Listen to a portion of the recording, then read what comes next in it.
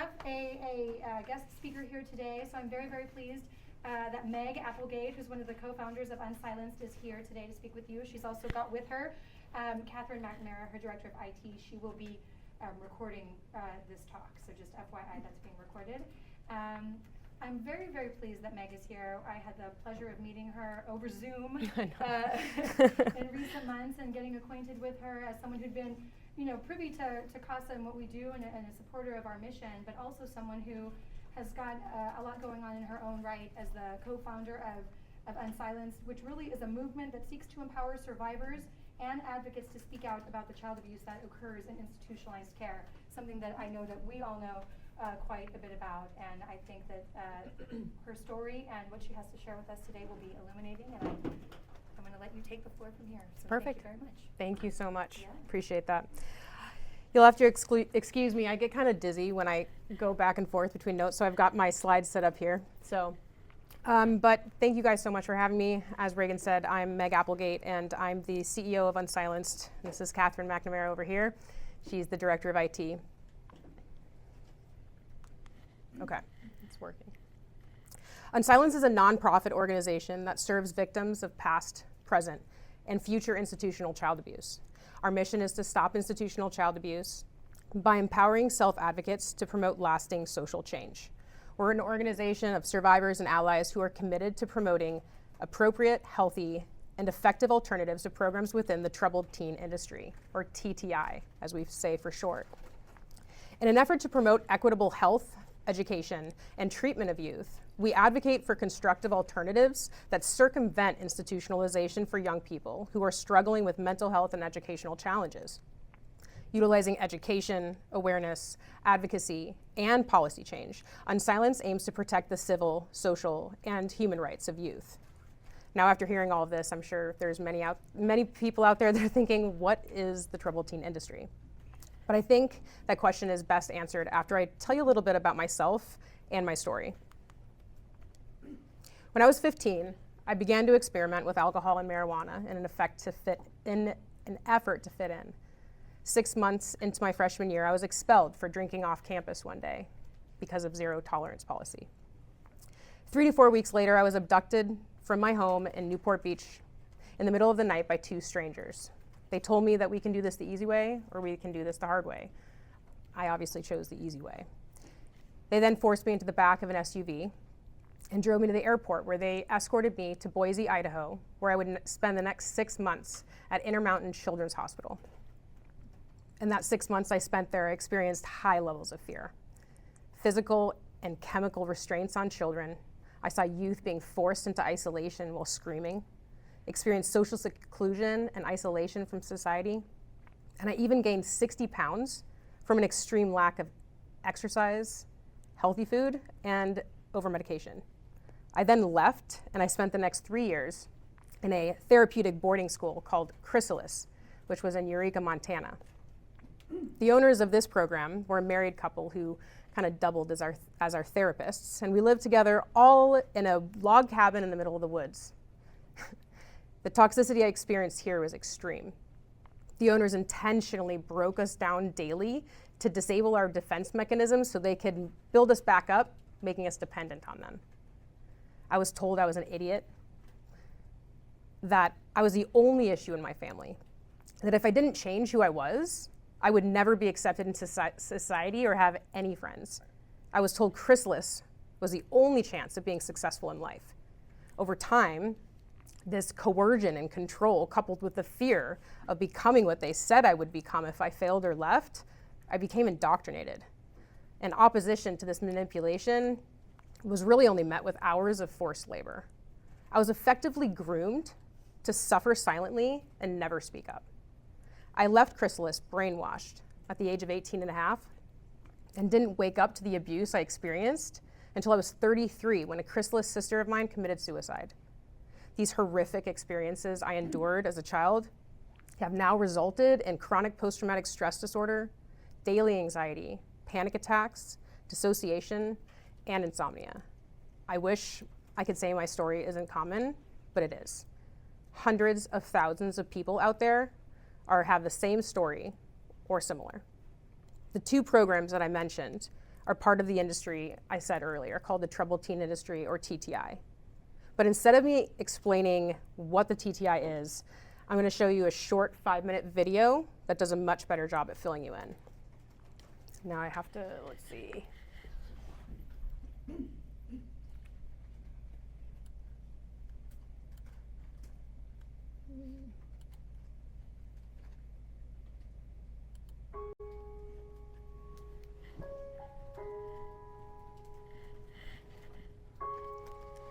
You may be wondering, who is unsilenced? What is the troubled teen industry, and why should I care? Every year, thousands of children are sent against their will to troubled teen facilities, often ripped out of their beds in the middle of the night by strangers to be treated for various mental illnesses, addiction issues, and perceived behavioral problems. The troubled teen industry, or TTI, is a multi-billion-dollar industry comprised of a network of underregulated and powerful congregate care facilities that go by a myriad of names like therapeutic boarding schools, residential treatment centers, wilderness therapy programs, faith-based academies, and conversion therapy programs. They use tough love and other non-evidence-based interventions to reform youth struggling with mental health or educational challenges. These facilities use deceptive marketing to manipulate decision makers in communities into believing they are providers of therapeutic services for at-risk youth. By pathologizing normal teenage behaviors to scared and vulnerable caregivers, they convince them their teens are at risk of great harm. They then promise to fix an impossibly long list of issues using a one-size-fits-all approach that ends up causing more harm than good. Facilities within the TTI can cost caregivers anywhere from $5,000 to $30,000 a month. But the program affects far more families than those who can afford that hefty price tag. The industry also preys on disadvantaged youth by tapping into public funds to house migrant children and youth from foster care systems, juvenile justice systems, and school systems through IEPs. In fact, it's estimated that $23 billion of your tax dollars go toward funding these facilities annually. Many youth sent to facilities already have prior trauma histories, including adoption, parental divorce, abuse, or a prior sexual assault, which are only exacerbated by extended separation from support systems and communities once placed in an institutional setting. The industry's historic lack of regulation, transparency, and accountability has led to a clear pattern of abuse spanning over the past 50 years. Instead of providing therapeutic services and education, young people often experience life-altering maltreatment, including forced labor, inadequate education, psychological harm, sexual and physical assault, neglect, civil rights violations, hospitalizations, and even death. To date, there have been over 350 documented youth who have died at the hands of this industry. Unfortunately, even in the absence of overt abuse in facilities, the act of being institutionalized itself can be harmful because the youth live under a total institution where they lose autonomy. Their contact with the outside world is restricted.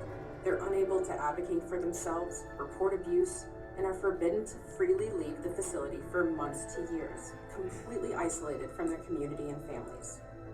This antiquated tough love approach of being removed from the home goes against what we know now. Youth with strong and cohesive relationships with family continue to experience mental health benefits, including lower levels of depressive symptoms until their late 30s. The research is clear. Forcing young people out of their communities, labeling them as the problem, and creating a residential melting pot of youth who are struggling and calling it treatment isn't working.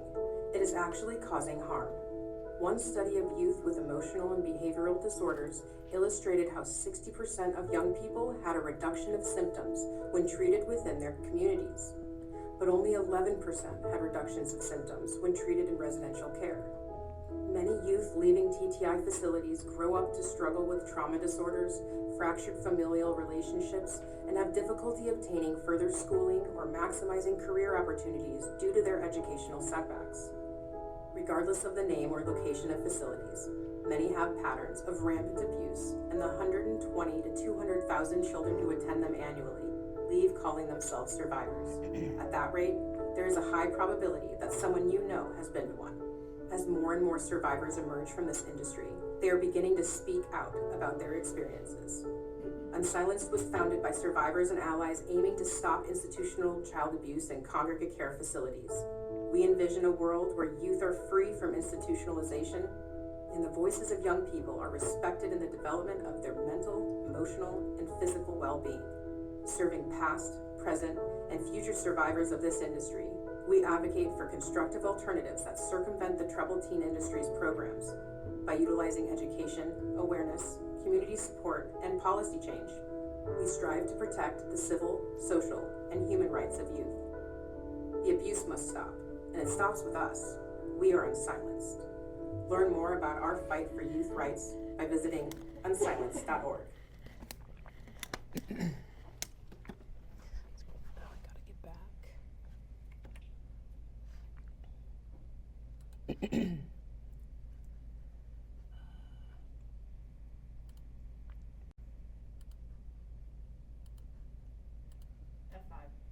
F5?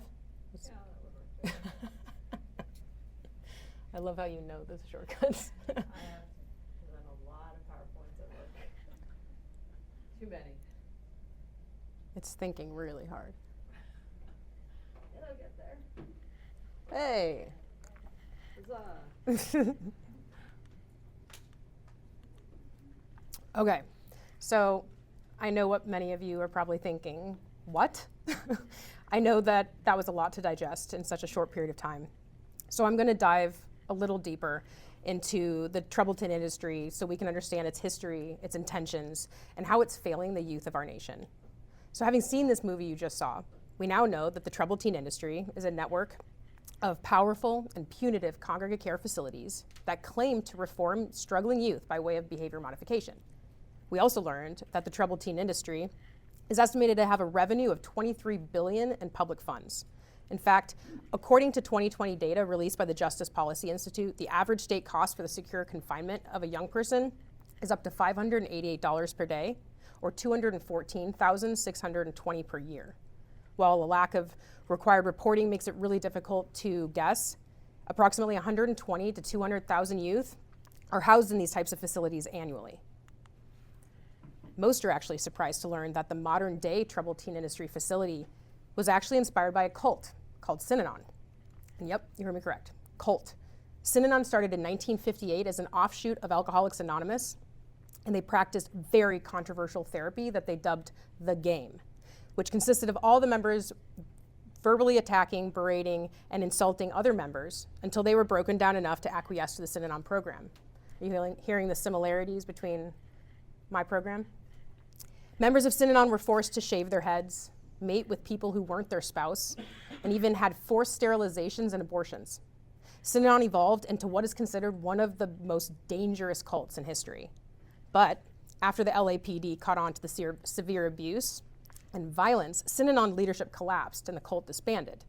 But not before those who were inspired by the abusive tactics of Synanon went on to form their own abusive spin-off programs.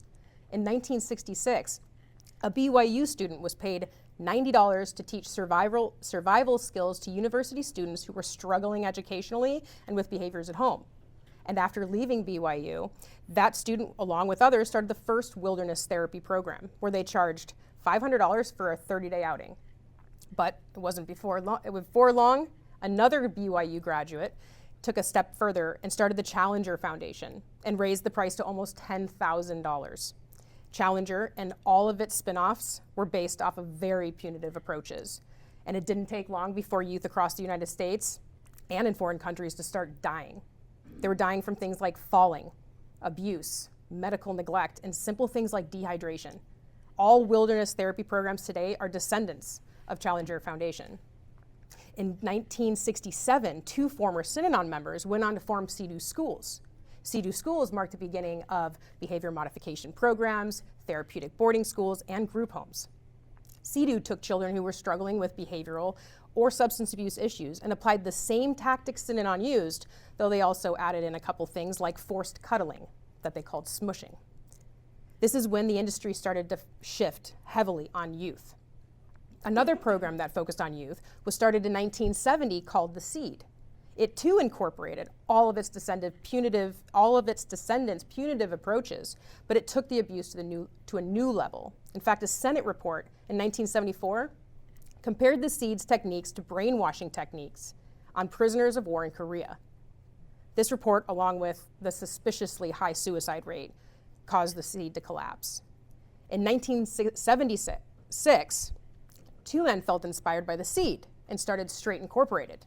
They claimed to rehabilitate teenage drug users using tough love tactics, but they actually used coercive thought reform methods such as public humiliation, sleep and food deprivation, and confrontational tactics to treat their students, when in reality, unfortunately, these students never got any therapy or counseling at all.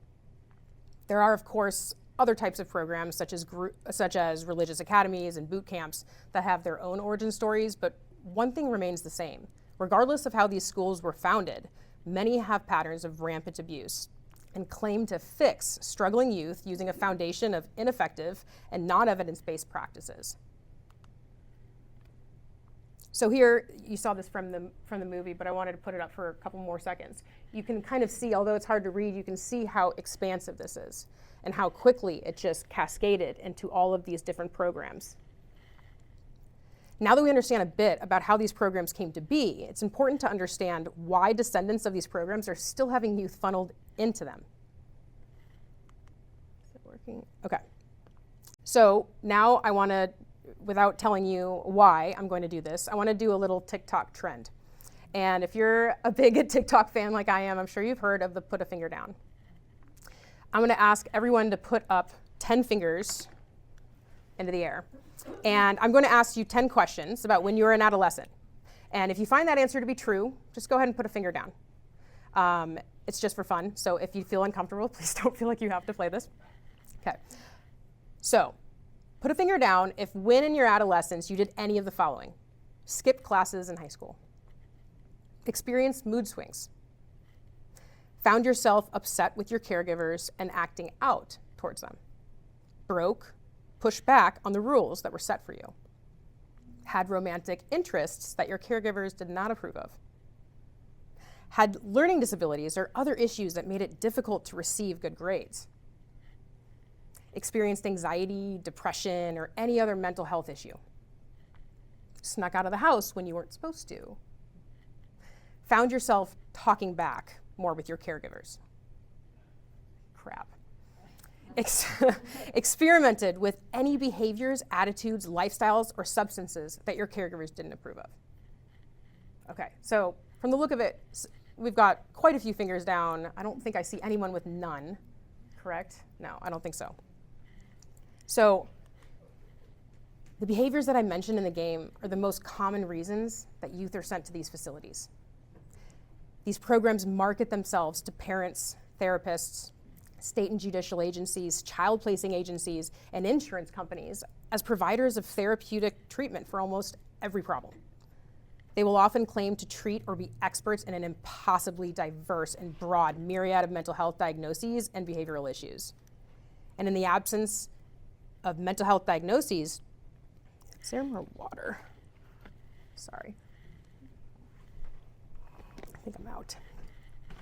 In the absence of mental health diagnoses, the programs will often attempt to treat adolescents as a problem that needs to be solved and pathologize normal teenage behaviors such as talking back, breaking rules at home, mood swings and power struggles, being sexually active, or because of their sexual orientation, issues with school and education, and substance abuse.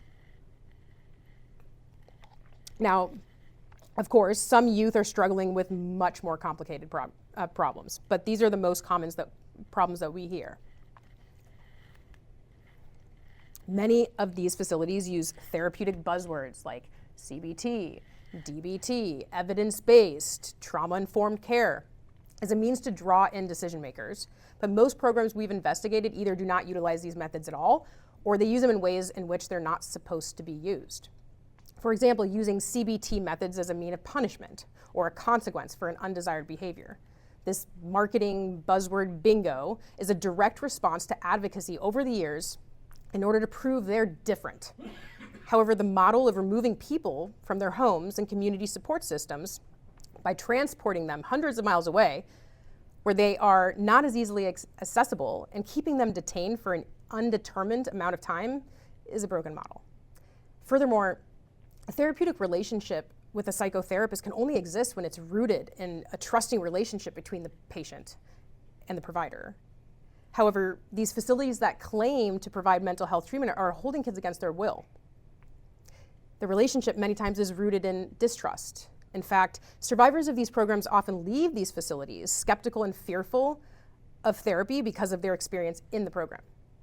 This leads to survivors of institutional abuse being hesitant to seek out help at all. There are many pipelines that youth can enter into this industry, and they are influenced by a multitude of ways, but here are some of the main ones. Caregiver placement and education consultants, judicial systems and child welfare, school systems and IEPs, and then medical and mental health professionals. If you remember from the movie, one of the biggest factors leading into the placement into the TTI is that most of these programs utilize deceptive marketing tactics on their websites as a way to prey on vulnerable decision makers. Many even have quizzes you can fill out online to find out if you have a troubled teen. You can see here I chose Shepherd's Hill Academy as an example. I filled out a total of 10 questions online. However, instead of indicating that my child had issues, I put disagree to indicate that my hypothetical child does not have the issues that they are suggesting.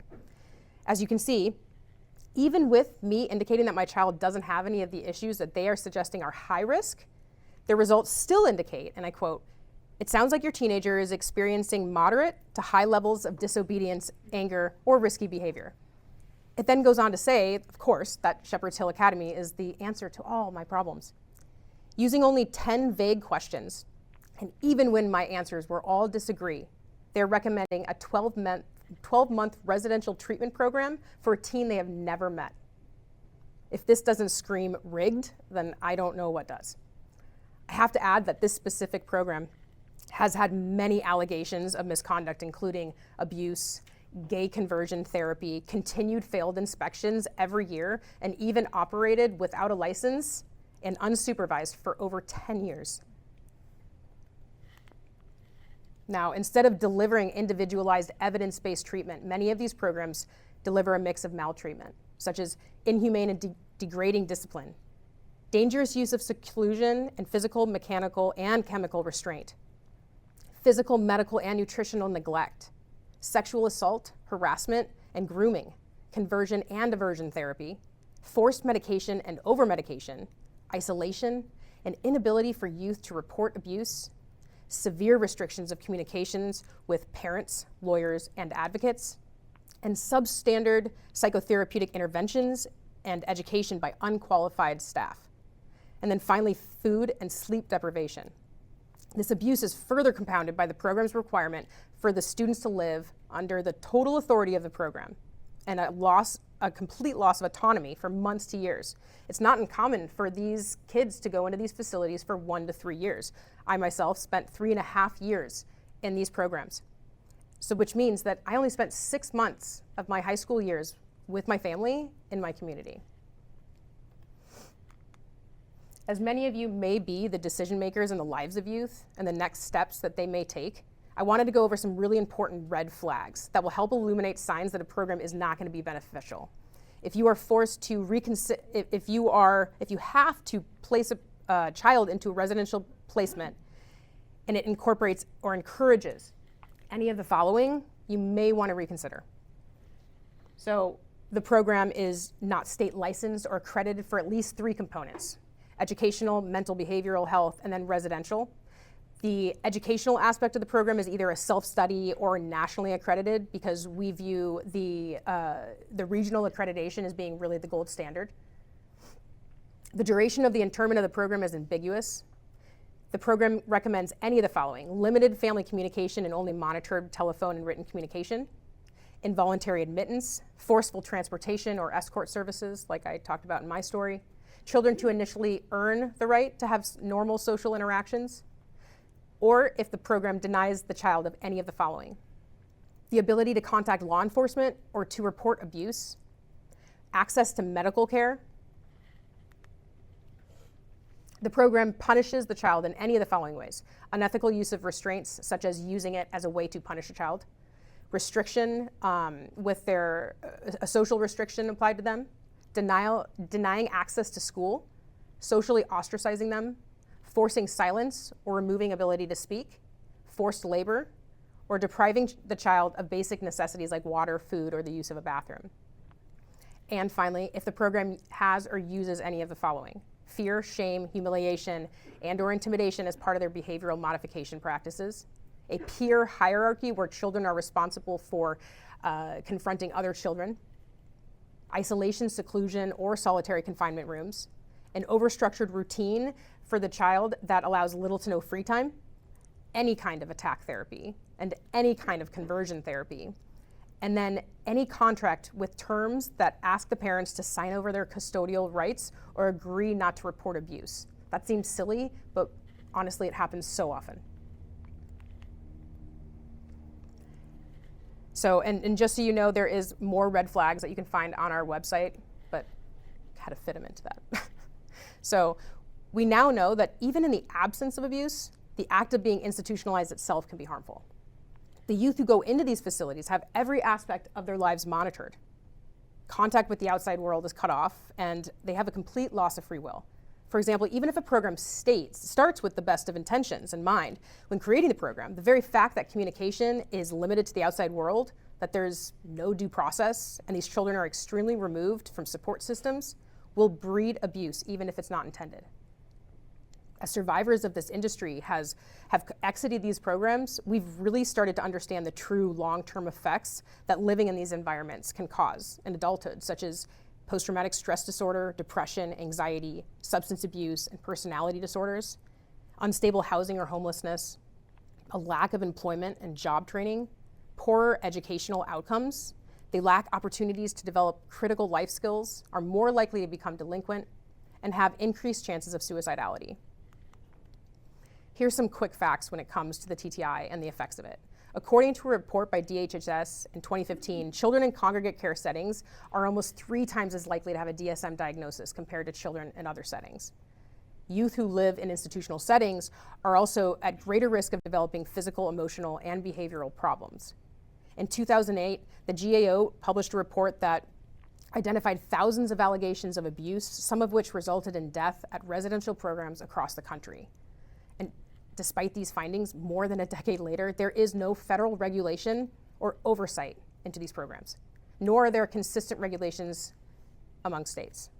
And finally, on record so far, there are approximately 360 deaths of youth while in care. There we go. We find that the longer youth stay in these facilities, the more likely they are to experience the abuse that I've talked about. We know that inpatient care isn't always avoidable, and during times of extreme crisis, short stays to create stabilization in a patient may be needed. However, an overwhelming majority of these facilities do not prioritize the patient's well-being and only focus on the profit that they can cause and they can create. With insurance companies, state and federal funds, and parents paying at a per-day rate, it incentivizes programs to extend the care for as long as possible for the youth. Many of you may be familiar with the concept of adverse childhood experiences, or ACEs.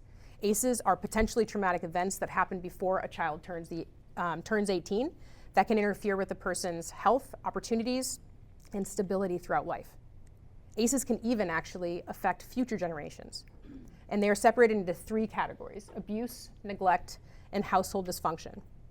The original ACEs study and decades of research after have been able to link ACEs to greater chances of developing chronic disorders, obesity, behavioral changes, autoimmune disorders, depression, and alcoholism.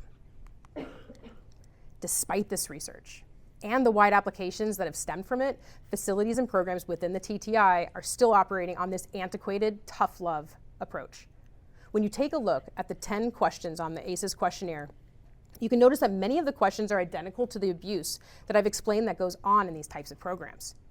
In fact, if I had filled out the ACEs questionnaire before I got sent away, I would have scored a 1 out of 10. When I take the questionnaire now, because of the situations I went through for 3.5 years in the institutions, my score is now a 7. Research done in adults has shown that there is increased morbidity and mortality among those who have higher number of ACEs.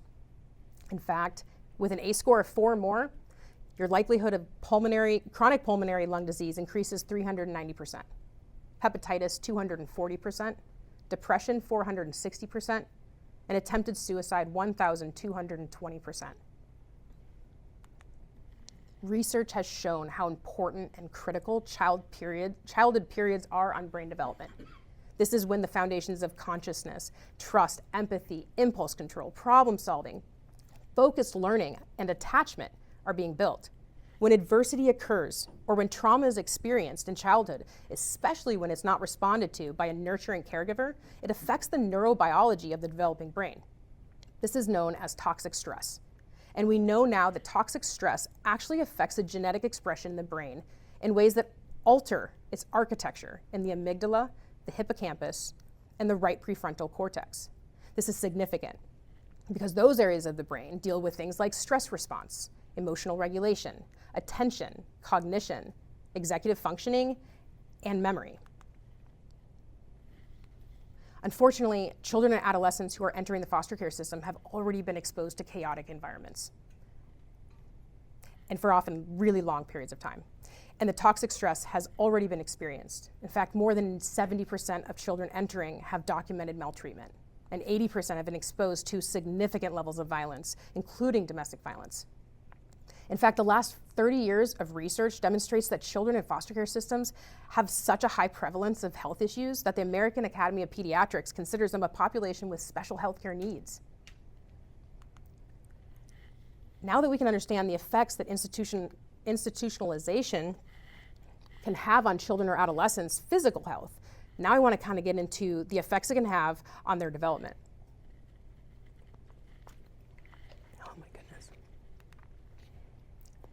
Erik Erikson was a German psychologist who famously split development into 8 important psychosocial stages.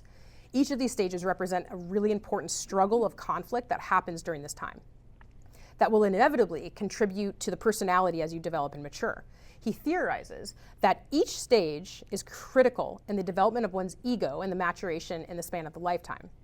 He also suggests that these stages may overlap and that the stage that a person may not master actually may end up affecting them for the rest of their life.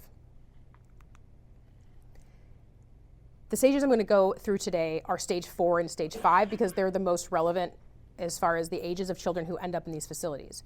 Stage 4 is an important stage in development as it is the beginning of that child entering society. During this developmental stage of industry versus inferiority, school and social situations play an extremely important role.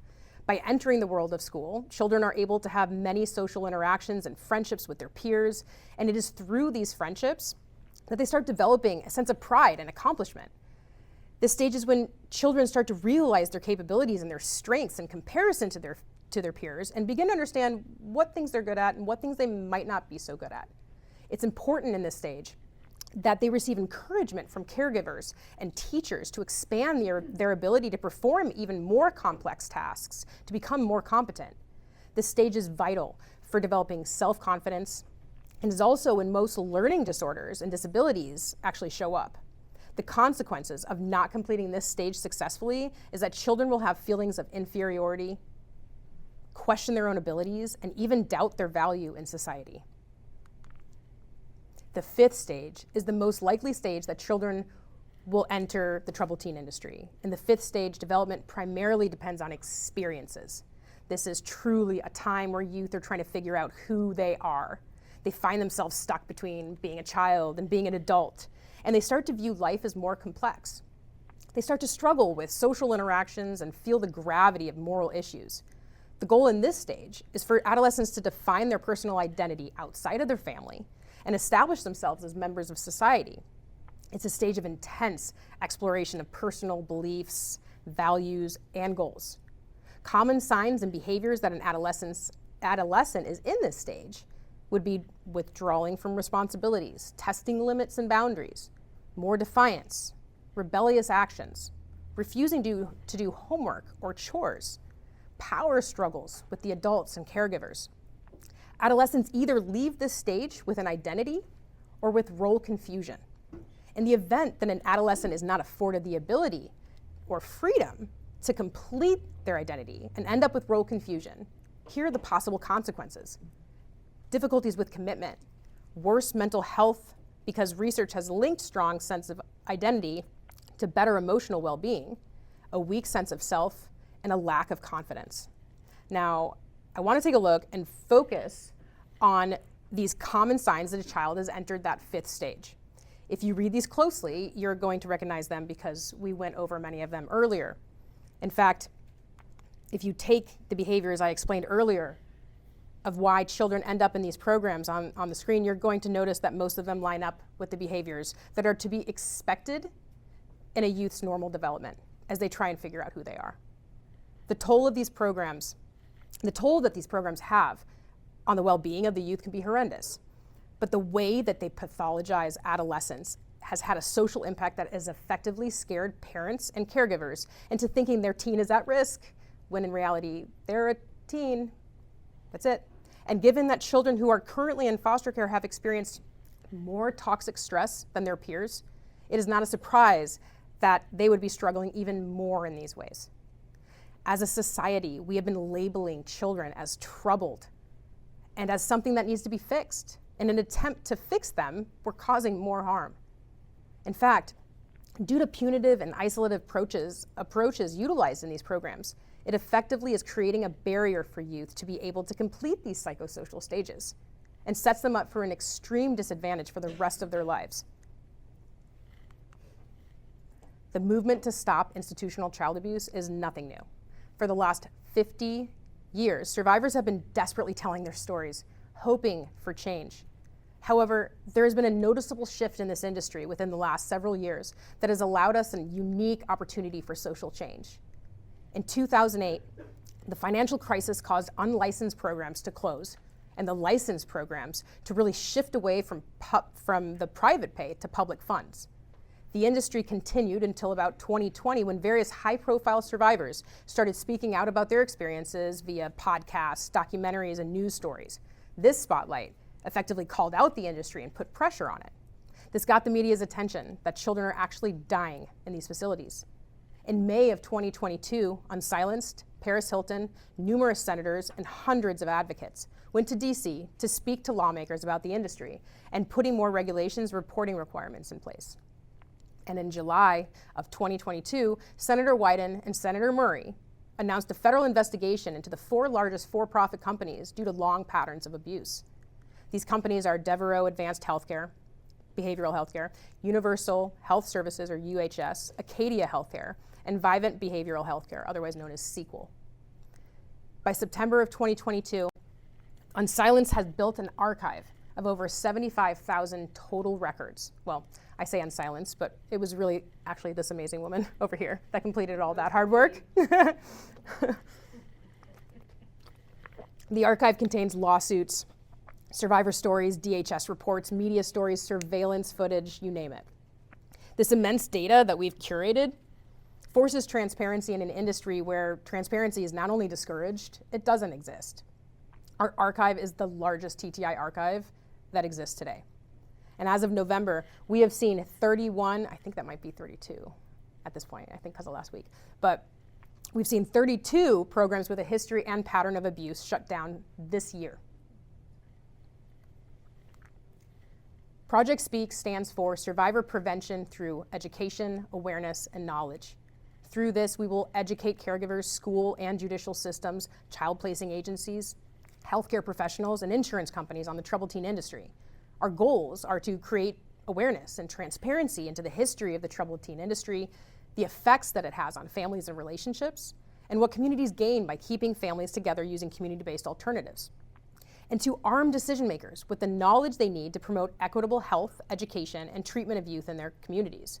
We believe that if we can prevent unnecessary institutionalization, we can better protect the futures of youth.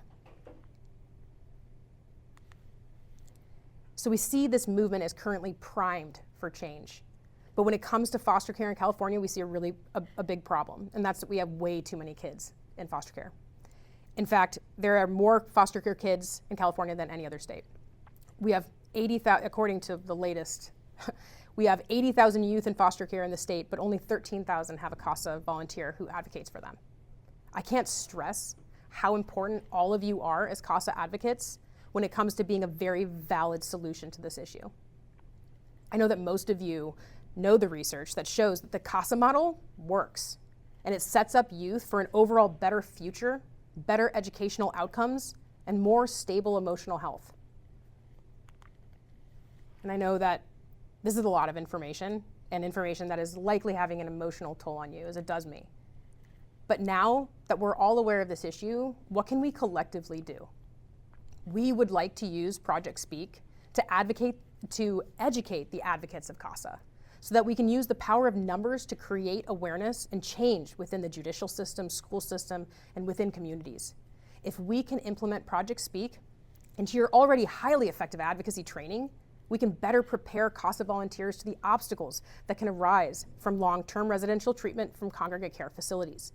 And if we can partner with CASA to educate volunteers on this topic, while simultaneously helping grow your volunteer base, because that is definitely needed, we can not only amplify your impact, but we can start to fill the child welfare space with advocates who can better protect the children from this industry. As I mentioned in the beginning, I'm a survivor of institutional abuse, and the amount of desperation that I felt when I was there changed me forever and permanently scarred me. I yearned for someone to listen, someone to understand, someone to call, someone to help me, and someone to believe me. If I had an advocate who did that, I think things would have ended up much different for me. I wasn't able to get help 20 years ago, but these kids today still have a chance, and they need our help. And so I want to move on to questions, because there's probably quite a few. And so I'm actually going to bring Katie up here too, because she's extremely knowledgeable. Actually, yeah. I'll Do it from there. Yeah. Okay, yeah, makes sense. Anything you guys have questions Right. about? So, yes. So thank you for doing what you're doing. Yeah, thank you. Incredibly moving. You're welcome. What collaboration are you finding with social services? Is there any? Are you sort of connecting with them? How receptive are they to your program? So in the past, I have really focused on protection and advocacy organizations. We have connected with lots of disability rights organizations. Those are really amazing because they're actually able to enter a facility that houses any person with a disability and go in at any time. And they're able to do it in a much more effective way. And so we've kind of seen them as being someone really important to have. But really beyond that, I would say that that's kind of been somewhere where we haven't gone yet. It's a good idea. Yeah, exactly. It's so needed. Protection advocacy groups are great, but they do have limited budgets. Yes. And this industry is, we're talking like over 3,500 facilities plus out there. So, Yeah. And furthermore, even these protection and advocacy organizations or attorneys that go in, even if they see like extremely bad abuse, they say on average it takes about 7 years to close a program. Yeah, because what they'll do is they'll try to do a patchwork. Like the Department of Licensing in these places, they don't look at systematic abuse. If they get caught where one employee is like beating a child or doing something horrific, the way to fix it to remain their license is just to fire them. Fire them. But there could be 5 other employees doing it, and as long as they're not caught, then the license isn't, And said employee that was abusing the child then goes and finds another program because there is no required reporting. Yeah, so a lot of this stuff, you'll see like DHS reports, like the same place with the same systematic issues, but it's the Department of Licensing in these states will be like, well, you fixed that problem, you plugged that hole in the dam, we don't know about the other 5,000 holes, but you plugged that one hole, so you remain licensed. It's extremely hard to get a license revoked, and usually the way you see these programs tend to close tend to be because financially they like start to stop getting Medicaid gets pulled or or something along those lines, or enough lawsuits happen that that coupled with finally max out media their insurance. and media at the same time. Well, even media is really hard. Like where there's 2 large programs that like have had years, like Provo Canyon School in Utah, which still gets a lot of foster care kids and juvenile justice kids. I think that's all that's there now. Is still running despite like 3+ years of nonstop like media like onslaught. Yeah. New York Times articles leaked security footage of kids being brutalized. Agape School in Missouri has had the same amount of bad press. I think they're down to 30 kids. They're still open. Yeah. They're just reorganizing as a group home now. Yeah, a lot of like the troubled teen industries, you'll see that like, you'll see that they'll try to avoid certain oversight by registering as a group home, but still advertising privately as a reform school and other things. Like Sea-Doo School, which is in California, avoided residential treatment center oversight by just basically registering as a group home for the entire time of its 30-year duration. If you watch the Paris Hilton documentary, This Is Paris, it talks about the troubled teen industry. In that, the 4 girls or women that I was one of them. You were one of them. That was in that documentary. Half of them were actually from foster care that were sent to Provo Canyon School. And after 2008, the financial crash, a lot of these programs pivoted from trying to get private pay, kids, because there's not as much of a large of a middle class anymore, Right. to trying to get the public funds, juvenile justice, foster care systems, IEPs, like trying to get children that way. So they'll market themselves with when parents call wanting to send their kids there, they will give them advice on how to sue the school district or how to get a DHS evaluation that will send the kids there. Right. And I was in Alabama last week, funny enough, and or 2 weeks ago, and every program I called in Alabama was like, well, we actually only take it if DHS will request it. They'll pay for the whole thing for you. Like, here's what you need to do. And they were giving me advice. I was calling Sequel, Alabama, and like a bunch of other places that are pretty well known in the news, and they were giving me tips on how to get the state to pay to send my child away for depression. And I think that there's just so much of a stopgap between DHS reports. I mean, Maple Lake Academy in Utah is a really good example. A 14-year-old girl died there in January of this year because of medical neglect, like extreme medical neglect. They got their license pulled and they won it back on appeal. They waited for the trial and then they just dropped the trial and they got it back. And I've read the DHS records. They were good. For once, they were really, really thorough. It really talked about all the abuse. That license shouldn't have gone back. But as soon as it went to the Department of Licensing, something happened. Someone resigned the day before, and then all of a sudden they get it back. There's so much going on behind the scenes that we're not able, it's like having policies without the procedures, We also have seen incestuous relationships between public agencies. Yeah. So, the program that she's talking about, Maple Lake Academy, we found out that somebody high up in the Department of Licensing used to work at Maple Lake Academy, and she still works at Maple Lake Academy. We've seen the directors of Utah director of, former director of Department of Licensing leave the Department of Licensing and go work in the industry. It's funny because if you look at like Congress or the Senate, like there's certain, you can't leave that job without having a certain amount of years that you can't be a lobbyist, but you can leave these state agencies and go work for the places that you were having oversight over, or vice versa. So, sorry, I'm sorry to hog the question. No. But this is like really a hot topic for me. Yeah.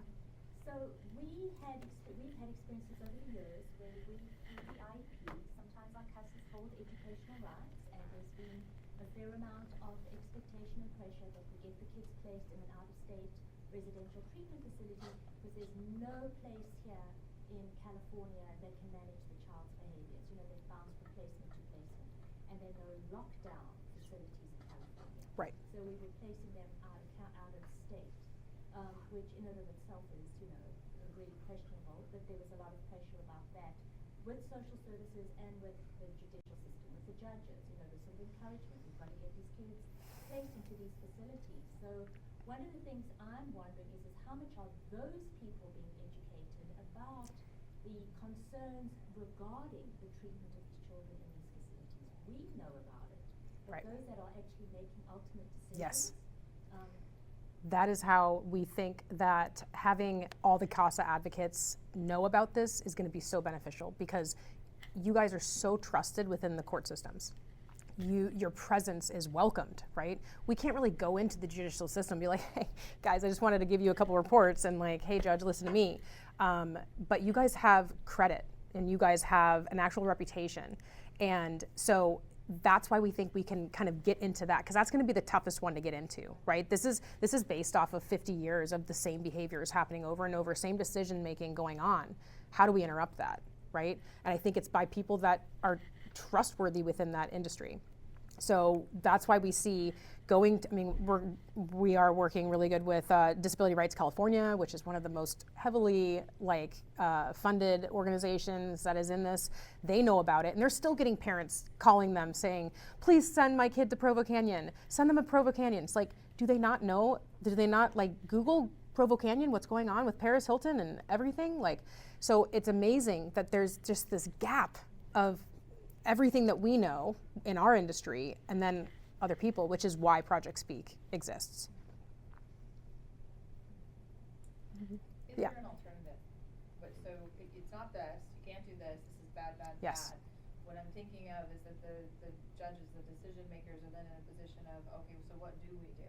What Mhm. is the solution? Right. Are there other organizations similar to you that are trying to solve that part of the equation? Yeah, so. I was going to say that, actually, the U.S. Juvenile Justice website actually has a lot of community-based and evidence-based alternatives and youth diversion programs. I actually took a lot of it to create safer alternatives like wraparounds, family functional treatment, things like that are actually evidence-based. And the Juvenile Justice, the U.S., the federal one, actually has the studies and stuff attached. Like anything, it depends on what the issue is. Do they have sexual trauma? Do they have substance abuse issues? Is there mental health? There's not going to be a one-size-fits-all. These residential treatments treat it as if there's a one-size-fits-all, pure behavioralism, and then it fixes everything else. But the reality is it depends on what it is that's causing the child to act out and what those behaviors are. So one of the things that we put up on our website, and we relied heavily on, once again, things that have studies and actual evidence behind it, is a list of 150 alternatives to a community-based or short-term residential. Because if you look at the APA, the American Psychiatric Association for Adolescents, a lot of them even NAMI will say that in most cases inpatient shouldn't be indefinite. It should be for the when there's a crisis and Duration of crisis. And then migrate back to community-based systems when that crisis is over. When somebody's and the crisis could be imminent suicide, that really bad anorexia where that person is about to have a medical emergency, things like that. You stabilize the child, you stabilize it, just like an adult, you would stabilize an adult, and then get them into, around community-based systems of people they love, trust, whatever else, and intensive outpatient. And I think that there's also, to answer your question more, there's other organizations, and this is kind of where we're going with this, is we see them happening in little clusters, right? We got youth advocate programs, which is an amazing organization, and it does it pretty much solely in the juvenile justice system. What they do is they a peer-to-peer model, right? They have previous YAP patients or clients that then mentor incoming ones, right? We know the mentoring model is really effective. That's why we have Big Brothers, Big Sisters, and it's so effective in what it does, is having someone to talk to, having an advocate that's listening to you and helping you work through things. We think that that model is going to be the best bet. But then we've got also the aspect in your case of the may not have a home, right? They may not have a foster care family that is willing to take this child, in which case there are other organizations that try to circumvent foster care systems by catching them right before the abuse, right before the neglect, from whatever is going to pull the child from the home, and they place them in host families for 30 to 60 days before they're in the system. Because once they're in the system, I'm sure you all know, it's really hard to get them out of the system and for parents to get back if they're working really hard to get the children back. There are organizations that do that right before they enter the system. So I feel like the answer is somewhere in between of, especially for foster care systems, because it's hard because there is no actual family, and if there is a family, it might be not a highly functional family, right? I was also going to say that another good organization that's looking at alternatives and stuff is Think of Us. They're Yes. a Yeah, if you go look up, Think of Us, they're, all survivors of foster care system, and institutional abuse, and they actually have, do a lot of research and studies into like the effects of institutional abuse and alternatives, so. Yeah. Did you say think? Think of Yeah, Us, Think of Us. Sixto Cancel. He went to DC with us. Yeah, he's probably somewhere in that picture. Yeah, he actually. probably, yeah, he actually Somewhere is. in there. Yeah, that's Sixto right there. Yeah. Thinkofus.org. Let me see if I can find the Yeah. website, but it's. It's great. They have like a think tank, like an advocacy lab. Yeah, it's thinkof-us.org. That's kind of. Yep. And you know, I'm sure you guys know obviously that in 2021 Governor Newsom signed the bill that is going to be shutting down the open sending kids away through the systems, right? But we do know still that IEPs are still open. And so the alternatives in our head is in the forefront. We need to figure out what to do. And I think that it's going to take a collaboration of a bunch of different people, organizations, people with lived experiences to kind of figure that out. And using the money that Governor Newsom has given CASA, given other organizations to kind of rebuild that and get the community alternatives like set up to be able to have these kids. Because like Reagan told me on our call, like I know that there's not enough beds and you're having to send kids to like juvenile justice facilities. Like that's horrible. There needs to be alternatives. Questions? I know we're coming up right against time, and I just want to make sure that if anybody has a pressing question, that they stay for. I also want to be respectful of the hour and the fact that there are other things that you guys need to do. Can you join me in saying thank you?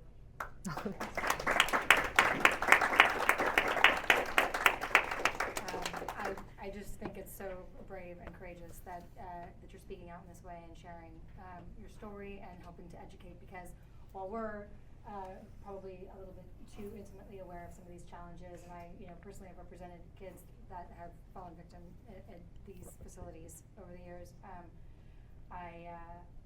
Most people do not have a clue. Nope. So there's a lot of bureaucracy and a lot of layers to get to in terms of educating and making folks aware. But I think that this is a great start, and I appreciate you very much coming here and sharing and Of course. talking with us. Of course. Thank you. Thank you guys.